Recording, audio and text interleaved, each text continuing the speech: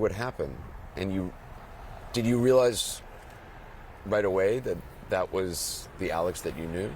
So that morning I was watching the local news coverage of the incident, and I didn't know it was Alex yet. They hadn't released a name or a picture, but I closely follow everything that's happening in the city, and I knew right away whoever this was, they were going to say what they say, and I already felt compelled. You knew that federal officials were going to label him a terrorist exactly. or a madman or whatever.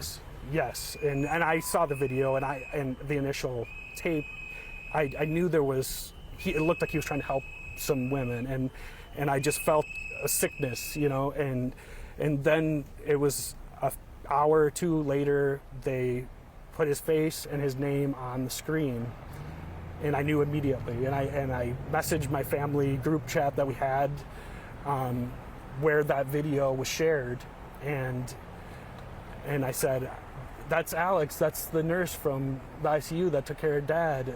To feel that close to home connection, and it was 1 year to the day of the celebration of life, so it was fresh in our minds that you were talking about. Alex Pretti was killed 1 year to the day that after your dad died, it was his celebration of life. Yes, so he died on December 10th, 2024, but his celebration of life was January 24th, 2025, and then same day.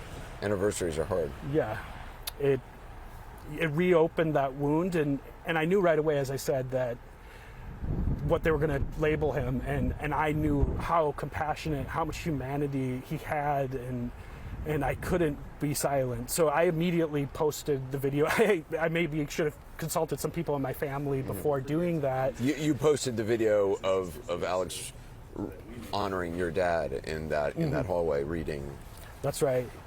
I wanted to immediately get ahead of the possible narrative. Just in general in Minneapolis, we're exhausted. We're tired of being lied to. This guy, he's taking care of veterans. He spends his day in and day out working, 12, 15-hour shifts. And like I said, overnights. Maybe he was, he saw ICE agents and he wanted to make sure that people felt a sense of comfort and that they were being observed, and that if anything were to happen, that he was reporting on it. And there's people in the administration, in the highest ranking members of government, that want to tell you that this person, a true patriot who honored my father's death and honored his human dignity, his life, and his moment of passing, to receive no human dignity, to be wiped away his humanity, and to be labeled as a domestic terrorist. We lost one of our best citizens in this city. We need more people like him in this city.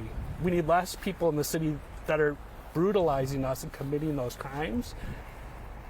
And I don't think anyone feels that we're moving in a direction away from that.